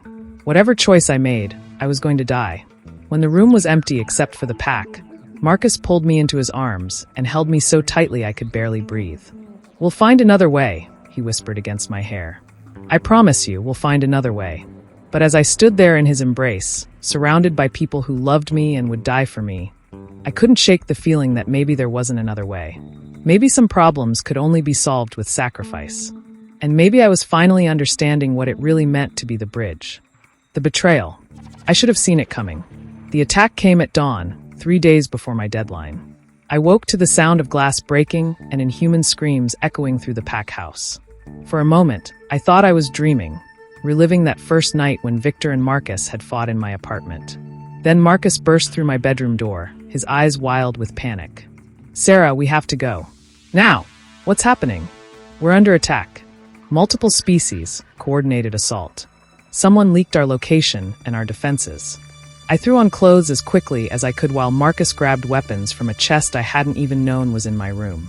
The sounds of battle were getting closer, snarls, screams, and something that sounded like thunder. Who would? I started to ask, then stopped. The answer was obvious. Someone who was in that meeting yesterday. That's what I'm thinking. Marcus handed me a silver knife with a grip wrapped in leather. Stay close to me. Do exactly what I say. If we get separated, run for the woods behind the house and don't stop until you reach the old cemetery. Rebecca has emergency protocols in place. We made it to the hallway before the first vampire found us. He was young, probably turned within the last century, and fast, but not fast enough. Marcus shifted mid-stride, his human form exploding into his massive wolf shape just as the vampire lunged. They collided in a tangle of fangs and claws, crashing through the wall into the next room. This way! Rebecca's voice called from the end of the hall. She was in human form but covered in blood. Whether hers or someone else's, I couldn't tell. The staircase is compromised. We ran toward her, stepping over debris and the occasional unmoving body. I tried not to look too closely at the casualties, but I caught glimpses. Pack members I'd eaten breakfast with, strangers in expensive clothes who smelled like death and roses. Where are the others? I gasped as we reached Rebecca. Scattered, she said grimly. This was planned perfectly. They hit us when most of the pack was asleep, took out our sentries first, came in from 3 different directions. How many? Too many. Victor's entire nest, plus reinforcements from Europe. At least a dozen vampires, maybe more. A new sound echoed through the house, not snarling or screaming, but laughter. Cold, beautiful, and absolutely terrifying. Vera, Marcus said, shifting back to human form. There were fresh scratches across his chest, and his knuckles were bloody. She's here. Rebecca's expression went deadly. That bitch killed Daniel. And now she's come for Sarah, Marcus said. We need to. The lights went out. In the absolute darkness that followed, I heard footsteps. Light, graceful, completely silent except to supernatural senses. Hello, little bridge. Vera's voice came from everywhere and nowhere. Did you miss me? Emergency lighting flickered on, casting everything in a hellish red glow. Vera stood at the far end of the hallway, looking like she'd stepped out of a fashion shoot rather than a battle. Her white dress was spotless, her blonde hair perfectly arranged, and she was smiling. You know, she said conversationally, I was hoping for more of a challenge. Your pack's reputation is quite inflated. Marcus stepped in front of me, his body coiled for another transformation. Where's Victor? Too much of a coward to face us himself. Victor is securing the perimeter, Vera replied, making sure none of your little wolves escape to warn the authorities. We can't have humans stumbling across supernatural carnage, after all. What do you want? Rebecca demanded. What we've always wanted. Vera's pale eyes fixed on me. The bridge. Though I admit, I'm disappointed in your choice of protectors, Sarah. I expected better from the prophesied one. I'm not going anywhere with you, I said, surprised by how steady my voice sounded. Oh, but you are. Vera's smile widened. You see, we have something you want. She gestured, and 2 more vampires emerged from the shadows. Between them, they carried a struggling figure, Jake, the massive pack member who'd made me breakfast just that morning. He was unconscious, blood seeping from wounds on his neck and arms. Jake! Rebecca snarled, her wolf blazing in her eyes. He's alive, Vera said pleasantly. For now. But vampire venom is tricky stuff. Too much, and even a werewolf's healing can't keep up. Tick-tock, little bridge. What's one life worth to you? Before I could respond, Marcus launched himself at Vera with inhuman speed. But she was ready for him. She moved like liquid shadow, catching him mid-leap and slamming him into the wall hard enough to crack the plaster. Bad dog, she'd said, holding Marcus by the throat. Her fingers were positioned directly over his carotid artery. Now, Sarah, let's discuss terms. Let them go, I said desperately. It's me you want, right? I'll come with you willingly if you release Jake and Marcus. How noble, Vera purred. But I'm afraid it's not that simple. You see, the transformation ritual requires very specific conditions. Willing sacrifice, yes, but also the presence of those who would die for you. Their pain, their love, their desperation, it all feeds into the magic. My blood turned to ice. You need them to watch me die. Need is such a strong word, but it does make the ritual more effective, yes. You're insane, Rebecca spat. I'm practical, Vera corrected. The old ways haven't worked. Centuries of treaties and accords, and what do we have to show for it? Endless war, shrinking territories, and the constant threat of exposure. The bridge represents a new path, one where supernatural beings take their rightful place as the dominant species. That's not what the prophecy says, I protested. The prophecy is open to interpretation, dear. Vera's grip tightened on Marcus's throat, and I could see him struggling to breathe. Victor sees it as a path to unity. I see it as a path to supremacy. Tomato, tomato. And if you're wrong, if the transformation doesn't give you the power you're hoping for, then at least you'll be too dead to cause any more trouble. The casual way she said it, like my life was nothing more than an inconvenience, made rage flare in my chest. But before I could respond, the emergency lighting flickered and went out again. In the darkness, I heard Marcus hit the floor, gasping. Then Rebecca's voice, sharp with command. Sarah, run. I ran. I stumbled through the dark hallway, using the walls to guide me toward the back of the house. Behind me, I could hear the sounds of renewed fighting, snarls, screams, and the terrible sound of claws on stone. I burst through the back door into the pre-dawn darkness, my heart hammering so hard I thought it might burst. The woods Rebecca had mentioned were maybe 50 yards away, but they might as well have been 50 miles with vampires hunting me. I made it halfway across the yard before Vera appeared in front of me. Really, Sarah, she said, not even breathing hard. Did you think you could outrun a vampire? I raised the silver knife Marcus had given me, but Vera just laughed. Oh, how adorable. The little human thinks she can fight. She moved faster than my eyes could track, and suddenly the knife was in her hand instead of mine. Shall I tell you what's going to happen now? Go to hell, I said. Eventually, perhaps. But first, you're going to come back to the house. You're going to participate in the ritual. And you're going to do it willingly, because if you don't, I'll kill your werewolf lover very, very slowly. To emphasize her point, Marcus's scream echoed across the yard. "Marcus!" I started to turn back toward the house, but Vera caught my arm. "Ah!" she said. "Not so fast. First, you need to understand the new terms." "What new terms?" "The ritual has been modified. Instead of simply uniting the supernatural species, it will bind them under vampire rule. You'll still be the bridge, but you'll be our bridge. And every supernatural being on Earth will be compelled to serve the vampire courts. That's slavery. That's order." Vera's eyes gleamed in the darkness. "Humans will become cattle. Werewolves will be hunting dogs. Fae will provide entertainment and magic. A perfect hierarchy with vampires at the top, as nature intended." Victor agreed to this? Victor doesn't know. He still believes in his naive dream of unity and cooperation. But when the ritual is complete, it won't matter what he believed. The magic will bind him too. I stared at her in horror. "You're betraying your own sire. I'm saving our species from his weakness." Vera's grip on my arm tightened. "Now, are you going to cooperate, or shall I start removing pieces of your friends?" Another scream from the house, female this time. Rebecca or Emma or Lily. My heart broke a little more with each sound. "Fine," I said. "I'll do it. But I have one condition." Vera raised an eyebrow. "You're hardly in a position to negotiate." "Aren't I? You need me willing for this to work, right? That means I get to set terms." "What do you want?" "I want to see the others. All of them. I want to know they're alive before I agree to anything." Vera considered this, then nodded. "Very well. But if you try anything clever, Sarah, they'll pay the price." We walked back to the house together, predator and prey in a mockery of companionship. The emergency lighting was back on, and I could see the full extent of the damage. Broken furniture, holes in the walls, bloodstains on the hardwood floors. The surviving pack members had been gathered in the living room, surrounded by vampires. Marcus was on his knees, his hands zip-tied behind his back, blood seeping from fresh wounds. Rebecca was beside him, her lips split and her left eye swelling shut.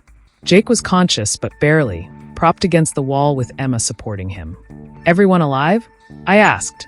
"For now," Rebecca said grimly. I looked around, counting faces. David was missing. So was Lily. "Where are the others?" I demanded. The boy ran. One of the European vampires said dismissively, "He won't get far." "And Lily?" The vampires exchanged glances, and my blood turned cold. "Where is Lily?" I repeated. "She fought well," Victor said, appearing in the doorway. He looked tired, older somehow, and there was genuine regret in his voice. "I'm sorry, Sarah. Some casualties were unavoidable." The words hit me like physical blows. Lily, with her infectious smile and boundless energy. Lily, who'd welcomed me into the pack like I was her sister. "Dead. You bastards," I whispered. "Death is part of war," Vera said coldly. "The sooner you accept that, the easier this will be."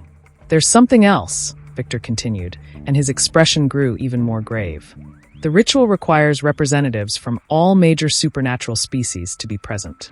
We have vampires and shapeshifters, obviously. The Fae have been convinced to participate. As if on cue, Titania and Oberon entered the room. But they weren't the regal, powerful beings I'd met before. They looked diminished somehow, their otherworldly glow dimmed, their perfect features marred by exhaustion.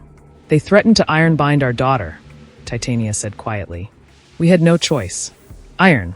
I remembered reading that it was toxic to Fae, could actually kill them with prolonged exposure. And the Shadow Council representative will be here shortly," Victor added, along with a Jinn spokesperson. "You've thought of everything," I said bitterly. "I've tried to minimize casualties while ensuring the ritual's success," Victor replied. "This war has gone on long enough, Sarah. Too many have died already. Including Lily." Victor winced. "Including Lily. Her sacrifice will not be forgotten."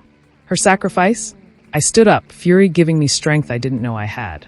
"She didn't sacrifice anything. She was murdered. By your people, in my name." "Sarah," Marcus tried to interrupt. "No," I rounded on him. "Don't you dare try to calm me down. Don't you dare tell me this is necessary or unavoidable or any of that bullshit. Lily is dead because of me. Because I exist. Because I'm this fucking bridge person everyone's so desperate to control." The room fell silent. Even the vampires seemed taken aback by the raw pain in my voice. "You want to know what I choose?" I continued, my voice breaking. "You want to know what the Great Bridge decides?" I looked around the room, meeting the eyes of everyone present. Pack members, vampires, fae, all of them waiting for my decision. I choose to end this, I said quietly. All of it. The war, the prophecy, the endless cycle of death and betrayal and manipulation. I choose to end it permanently. Victor stepped forward. Sarah, the transformation. Not the transformation, I interrupted. The other option. The one you all keep pretending doesn't exist. Understanding dawned in Victor's eyes, followed immediately by horror. Sarah, no. That's not, you can't. I can, I said simply. The prophecy says I can unite the supernatural species or destroy them. Well, I've seen what your unity looks like. I've seen what happens when people have this kind of power. So I choose destruction. You're talking about genocide, Vera said, but for the first time she sounded uncertain. I'm talking about stopping a war that's been going on for centuries and will never end as long as you all exist. I looked at Marcus, saw the pain and understanding in his golden eyes. I'm sorry. I love you, but I can't let this continue. There has to be another way, Rebecca said desperately. There is no other way, I replied, echoing Victor's earlier words. You've all made sure of that. I turned to Titania. The ritual. How do I modify it for destruction instead of unity? The Fae Queen looked stricken. Sarah, please reconsider. The power required for that kind of magic, it would unmake you completely. There would be nothing left, not even a soul to find peace. Good, I said. Then at least I won't have to live with the guilt. Sarah, stop. Marcus's voice was raw with pain. This isn't what Lily would want. This isn't what any of us would want. What you want stopped mattering the moment you all decided my life was expendable for your greater good, I said. Now it's my turn to decide what's expendable. I could see the exact moment when Vera realized I was serious, when she understood that her perfect plan was about to backfire in the most catastrophic way possible. You're bluffing, she said, but her voice shook slightly. Am I? Let's find out. I smiled, and it felt like broken glass. Unless, of course, you'd like to discuss some new terms. The silence that followed was profound. For the first time since this nightmare began, the supernatural beings in the room weren't dictating terms to me. I was dictating terms to them. And the look of absolute terror on their faces told me they finally understood who held the real power here. The bridge didn't just connect worlds. She could burn them down. The real choice. The standoff lasted exactly 37 seconds before Victor broke. What do you want? He asked, his voice carefully controlled. I want everyone to sit down and shut up while I think, I said. I want the pack members untied. I want medical attention for Jake. And I want someone to explain to me why I shouldn't just end this right now. Sarah, Vera started. I said shut up. I looked at her, and something in my expression made her step back. You lost the right to negotiate when you murdered Lily. Victor nodded to the other vampires, who reluctantly began cutting the zip ties binding the pack members. Marcus immediately moved to my side, his presence steadying me even though I could see the fear in his eyes. The destruction ritual, I said to Titania. Explain it to me. All of it. The Fae Queen exchanged a glance with her husband, then sighed. It's a reversal of the unity process. Instead of channeling power to create bridges between species, you channel it to sever those connections permanently. Every supernatural being on Earth would lose their abilities and revert to base humanity. Or die if their existence is too dependent on magic. Which species would die? Most vampires, Oberon said quietly. Fae, shadow beings, Jinn. Anyone whose existence is sustained by supernatural forces rather than biology. What about shapeshifters? We'd survive, Rebecca said grimly. But we'd lose the ability to shift. We'd be human. And the price for the person performing the ritual? Complete annihilation, Titania said. Not death unmaking. Your soul would be consumed by the process, used as fuel for the magic. There would be nothing left of you in any form. I absorbed this information while the room watched me in tense silence. It was genocide, no question about it. But it was also the only way to ensure the war truly ended. There's something else, Marcus said quietly. Something they're not telling you. Every supernatural being in the room tensed. What? I asked. Marcus looked directly at Victor. Tell her about the other prophecy. The real one. Victor's face went white. Marcus, tell her, or I will. The vampire was silent for a long moment, then nodded reluctantly. There's a second prophecy. Older. More specific. How much more specific? It names you, Victor said. Not just describes you, actually names you. Sarah Chen, daughter of immigrants, student of the human mind, bridge between worlds. It's been known for over 1,000 years. The room spun around me. What? The prophecies aren't predictions, Titania said softly. They're instructions. Magic worked into the fabric of reality itself, designed to ensure you would be born, would be in the right place at the right time, would make the choices necessary to fulfill your role. You're saying my entire life has been predetermined? Not predetermined, Oberon corrected. Guided, nudged toward this moment. But the choices you make now, those are entirely your own. I felt like I was drowning. How long have you known? I've suspected since the night we met, Marcus said. The way everything aligned too perfectly. Victor hunting in exactly the right place at the right time. Me being there to intercede. You opening your window instead of hiding. It all felt orchestrated. Because it was, Victor confirmed. The magic has been building toward this moment for centuries.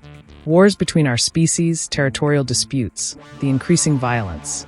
All of it designed to create enough pressure that when the bridge finally appeared, she would have no choice but to act.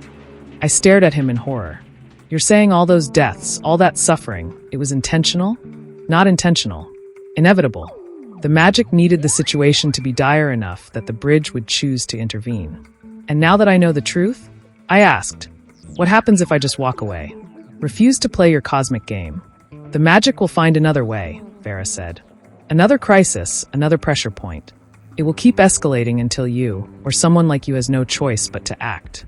Or until supernatural society collapses entirely, Rebecca added, taking human civilization with it.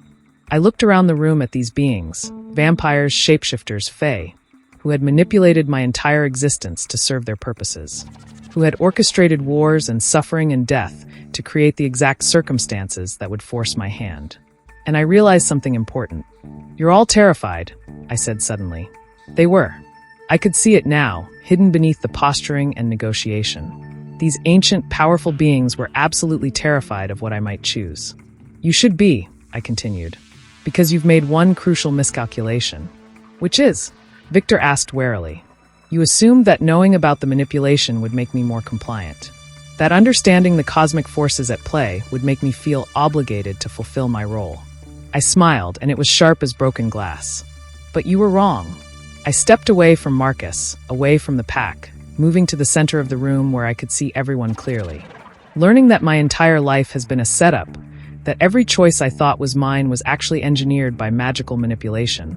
That doesn't make me want to save the world. My voice grew stronger with each word. It makes me want to burn it all down. Sarah, Titania said urgently, please think about what you're saying.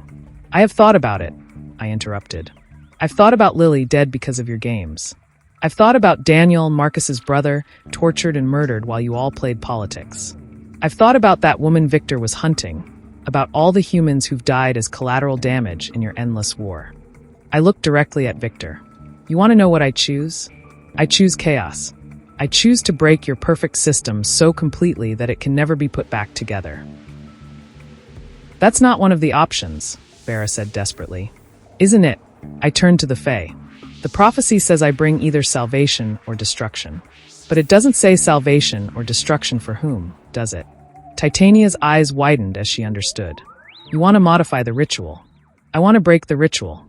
Use its power not to unite supernatural species or destroy them, but to sever the connection between magic and manipulation. To ensure that no one, human or otherwise, can ever be used as a pawn in cosmic games again. That's impossible, Oberon protested. The level of magical intervention required would unmake me completely, just like the destruction ritual, I finished.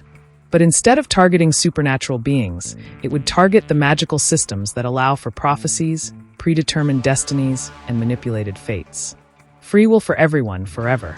The room erupted in voices, protests, arguments, desperate negotiations. But I ignored them all, focusing on the one person whose opinion actually mattered to me. Marcus, I said quietly, and the room fell silent. What do you think? He was quiet for a long moment, studying my face. Then he smiled, sad but proud. I think you're the most stubborn, brave, impossible person I've ever met, he said. I think you're right that the system is broken beyond repair. And I think if anyone can find a way to break it, it's you. Even if it means I disappear completely? Even if it means I lose you, he said, his voice breaking slightly. Because the alternative is letting this cycle continue forever. And you're right, that's not acceptable. I nodded, feeling a weight lift from my shoulders. For the first time since this nightmare began, I felt like I was making a choice that was truly mine. There's one problem, Victor said. Even if such a ritual were possible, it would require the willing participation of representatives from all supernatural species. We'd have to actively cooperate in our own liberation from magical manipulation. Would you? I asked, knowing that it means giving up the power to shape destiny, to ensure favorable outcomes through magical intervention? Victor was quiet for a long moment. Then, to my surprise, he nodded. Yes, this war has cost me everything I cared about. If ending the cycle of manipulation means ending the war, then I'll pay that price. One by one, the other beings in the room voiced their agreement. Even Vera, faced with the choice between potential annihilation and guaranteed freedom from manipulation, chose freedom. Then we have a plan, I said. Titania, how quickly can you modify the ritual? Give me until sunset, she said. But Sarah, are you certain? This isn't death we're talking about. This is complete erasure. No afterlife, no possibility of continuation in any form. I'm certain, I said. But I have one request. Anything. I looked at Marcus, memorizing every detail of his face. I want one more day. One day to be Sarah Chen, normal human being, with the man I love. Before I become something else entirely. Done, Victor said immediately. 24 hours. Then we gather for the ritual. As the various supernatural beings began to disperse, making arrangements for the most important magical working in history, Marcus took my hand. Any regrets? He asked. I thought about it seriously. About the life I was giving up, the future I'd never have, the children I'd never bear, or the old age I'd never reach. No, I said finally. But I do have one question. What's that? What do you want to do on our last day together? Marcus smiled, and for the first time in days, it reached his eyes. I want to show you what normal looks like. Before the world changes forever. As we walked out of the destroyed pack house together, I realized that despite everything, the manipulation, the predetermined destiny, the cosmic forces at play, what I felt for Marcus was real. It was mine. It was the one thing the prophecies hadn't accounted for. And maybe, just maybe, that would be enough to change everything. One perfect day. Marcus took me to a diner. Not a supernatural safe house, not a mystical location of power, not anywhere that screamed last day before apocalyptic magical ritual. Just a small-town diner called Mel's Place, with cracked vinyl booths and a waitress who called everyone honey. Seriously? I asked as we slid into a booth by the window. You said you wanted normal, Marcus replied, signaling the waitress for coffee. This is normal. Bad coffee, greasy food, and nobody trying to manipulate the fundamental forces of reality. The waitress, her name tag read Dolores, poured our coffee without being asked. Y'all look like you've had a rough night, she observed. Staying at the Motor Lodge? Something like that, Marcus said. We'll take 2 of the breakfast specials. After Dolores wandered off, I looked around at the other customers. A trucker reading a newspaper. An elderly couple sharing a piece of pie. A mother trying to corral 2 small children who were more interested in the jukebox than their pancakes. This is what I'm fighting for, I said quietly. These people. This life. I know. Marcus reached across the table and took my hand. They have no idea how close they came to losing it all. Will they remember? After the ritual, I mean. Will anyone remember that magic existed? I don't know, Marcus admitted. Titania wasn't clear on that part. But does it matter? If they forget, then they go back to their normal lives. If they remember, then they know they're safe. When our food arrived, eggs, bacon, hash browns, toast that had seen better days, I found myself paying attention to every detail. The way the butter melted on the toast. The salt and pepper shakers shaped like tiny chickens. The sound of the coffee machine in the background. Tell me about your life, Marcus said suddenly. Before all this, what was Sarah Chen's normal like? I smiled, thinking back to what felt like a lifetime ago. Boring, mostly. Classes, studying, working at my family's store. I had this plan, you know? Finish my thesis, get my doctorate, maybe open a private practice. Help people work through their trauma. Ironic, considering how much trauma you've accumulated in the last week. Yeah, well, life has a sense of humor. I took a sip of coffee, it really was terrible, and studied his face. What about you? What was normal like before you knew you were a shapeshifter? I've never not known, Marcus said. Born into the pack. My parents died when I was young. Car accident, nothing supernatural. And Rebecca raised me like her own son. Being a shapeshifter was just part of who I was. Do you ever wish you were human? Marcus considered the question seriously. Sometimes. It would be simpler. But then I think about the people we've saved, the lives we've protected, and I can't imagine being anything else. Even now, knowing that after tonight, you'll lose the ability to shift. Even now, he squeezed my hand. Besides, I'll still have the most important part, which is the pack, the family. The connections that matter don't come from magic, they come from choice. We finished breakfast in comfortable silence, watching the world wake up around us. I found myself studying each person who walked past the window, wondering if they had any idea that their reality was about to change forever. Where to next? I asked as we paid our check. Surprise, Marcus said. But first, we need to make a stop. The stop turned out to be a small flower shop, where Marcus bought a bouquet of wildflowers. Nothing fancy, just daisies and baby's breath and some greenery I couldn't identify. For Lily? I asked. He nodded. I thought we should say goodbye. The cemetery where they'd buried her was small and peaceful, tucked away behind an old church that looked like it had been there for centuries. Lily's grave was marked with a simple headstone. Lily Catherine Morrison, beloved pack sister. Marcus placed the flowers on the grave and stepped back. She would have liked you, he said quietly. Really liked you, I mean. Not just the pack politeness. How can you tell? Because she was the first one to suggest that you should stay. Before anyone else even brought it up, Lily was planning ways to make you feel welcome. He smiled sadly. She had this theory that the pack needed someone from outside, someone who could see us clearly without all the supernatural baggage. I knelt beside the grave, touching the freshly turned earth. I'm sorry, Lily. I'm sorry you died because of me.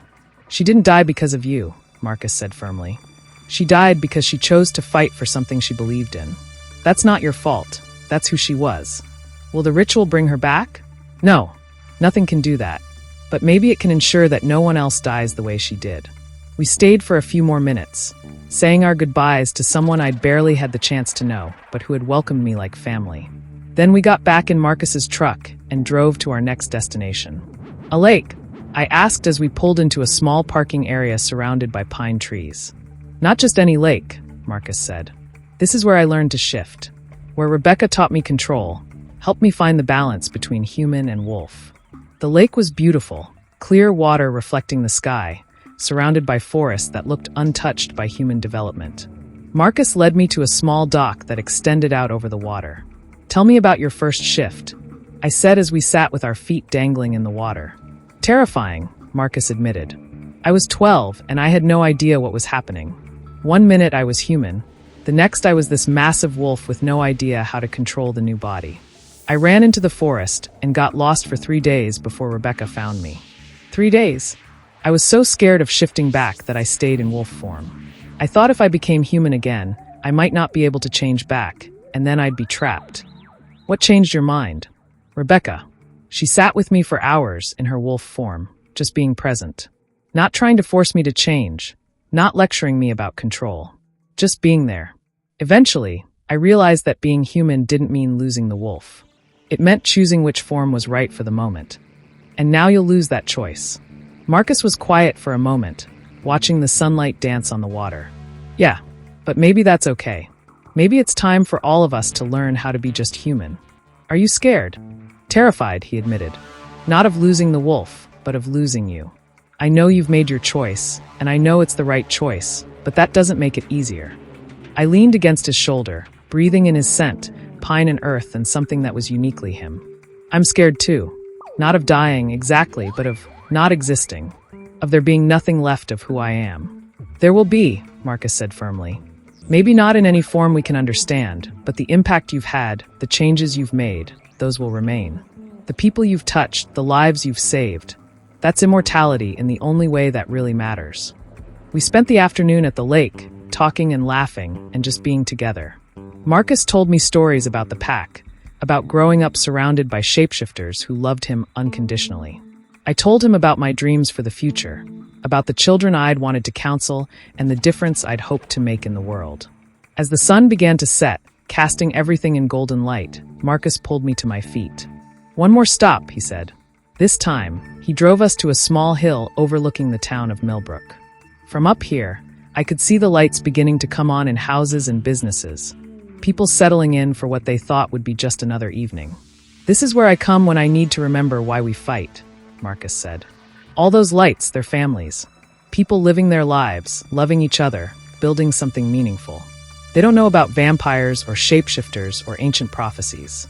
They just know about their small corner of the world, and that's enough. And after tonight, they'll be safe from all of it." "They'll be safe," Marcus agreed. "And maybe that's the best ending we could ask for." As darkness fell, I knew our perfect day was coming to an end. Soon, we would have to return to the supernatural world and prepare for the ritual that would change everything. But for now, we were just Marcus and Sarah, two people in love watching over a town full of people who mattered. "No regrets?" Marcus asked, echoing my question from the night before. I thought about it seriously, about all the things I would never experience, all the life I was giving up. But then I thought about Lily, about Daniel, about all the humans who had died as casualties in a war they never knew existed. "No regrets," I said firmly. "Are you ready?" Marcus stood and offered me his hand. "Let's go save the world." As we drove back toward whatever remained of the pack house, I realized that despite everything, the manipulation, the prophecy, the impossible choices, I had gotten something I'd never expected. I had gotten to fall in love. And maybe in the end, that made all of it worthwhile. Chapter 10, The Ritual. The circle was perfect. Titania and Oberon had spent the day creating a complex ritual space in the clearing behind the destroyed pack house. Symbols I didn't recognize were carved into the earth, filled with what looked like liquid starlight.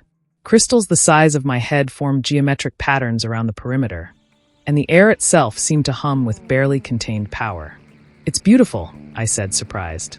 "Death magic usually is," Titania replied softly. "The most destructive spells often create the most stunning displays." Representatives from every supernatural species were present. Victor stood with two other vampires I didn't recognize. Apparently his entire European delegation had agreed to participate.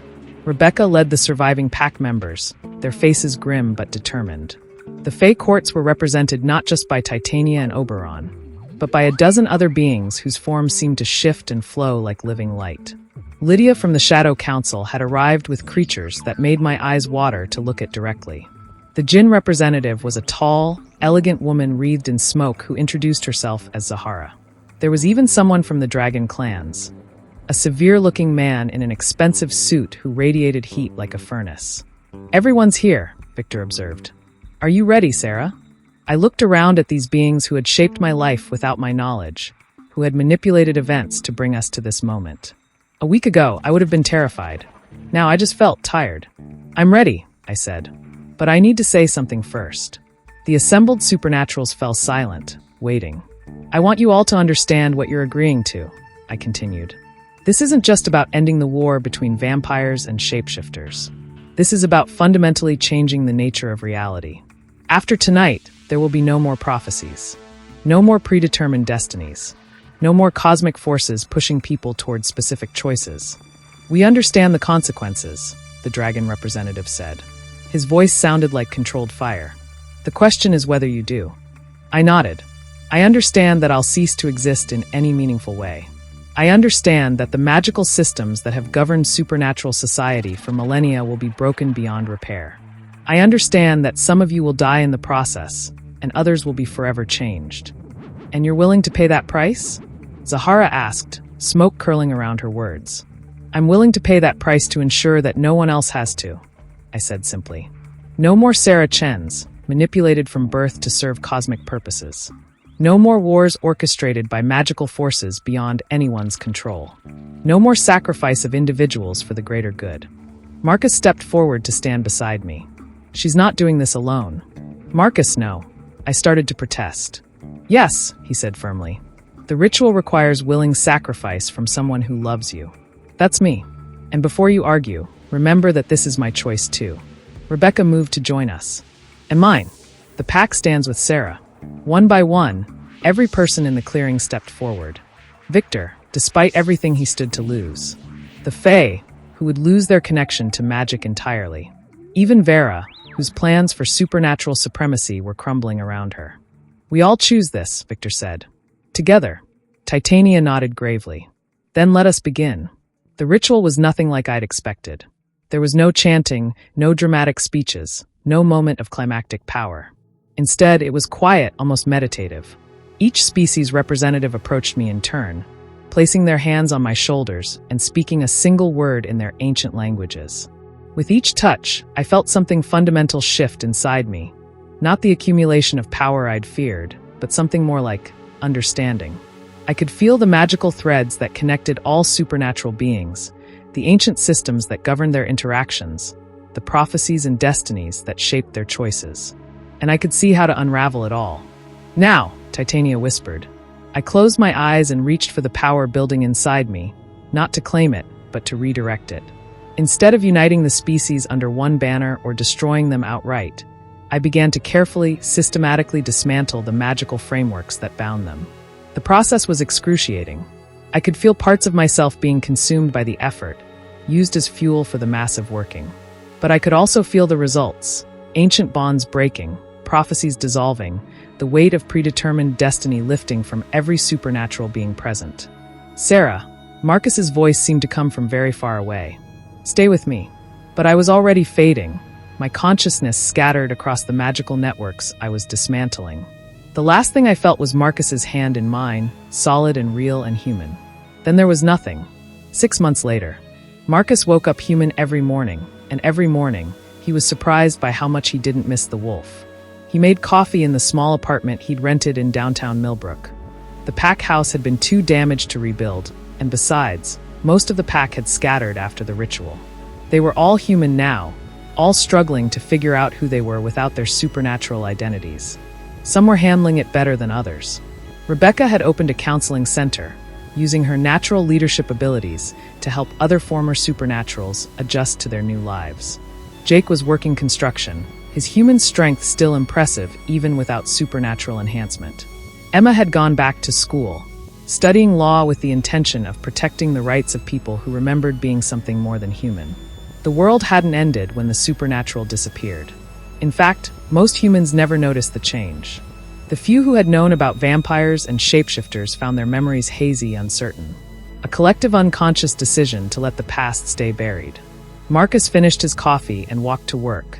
He was teaching at the local high school now, history classes where he could share some of what he'd learned about the real past without anyone believing him. It was peaceful work, rewarding in ways he'd never expected. But every day he visited the cemetery. Not Lily's grave, though he still brought flowers there regularly. No, he visited the newest section where a simple headstone read, "In memory of those who chose sacrifice so others might live free." There was no body buried there. There couldn't be, since Sarah had been unmade rather than killed. But the town had insisted on some kind of memorial after the mysterious gas leak explosion that had destroyed the pack house and left several residents with strange, conflicting memories. "Morning, Sarah," Marcus said, placing fresh wildflowers by the stone. "I brought good news today." He settled cross-legged on the grass, the way he used to in his wolf form. "David got into college," he continued, speaking to the headstone as if she could hear him. "Full scholarship. He's going to study social work. Says he wants to help kids who feel lost. I think you'd approve." A gentle breeze rustled the flowers, and Marcus smiled. "Victor's doing well too. Can you believe that? He's working as a night security guard at the hospital. Says he likes helping protect people instead of hunting them. Still pale as hell, but apparently that's just genetics now." Marcus pulled out his phone and showed the headstone a photo. "This is what I really wanted to share, though. Vera's been volunteering at the domestic violence shelter. She says understanding what it feels like to be powerless has given her perspective on what she put other people through." He paused, looking at the carved words on the stone. "I know you can't hear me. I know there's nothing left of you in any form. But talking to you helps me remember why we did this. Why it mattered." Another pause, longer this time. "I miss you," he said quietly. "I miss you every day. But I'm not sorry about what we chose. Look around, Sarah. The world is free. Really free, maybe for the first time in centuries. People make their own choices now, their own mistakes, their own successes. No cosmic forces pushing them toward predetermined endings."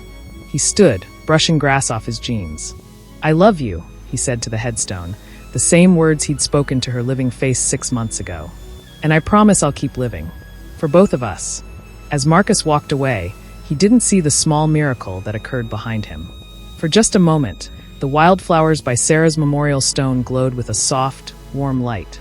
Not magical, not supernatural, just the kind of light that comes from love remembered and sacrifice honored. The light faded quickly, leaving only flowers and stone and the peaceful silence of a cemetery where heroes rested. But somewhere in that silence, if you listen carefully, you might have heard something that sounded almost like a whisper. Thank you. And in a world finally free from prophecy and predetermined fate, maybe that was miracle enough. Thank you for joining us for Blood Moon Territory. If you enjoyed this story, please like and subscribe for more paranormal tales. And let us know in the comments which character's journey resonated most with you. Remember, in a world without destiny, every choice matters.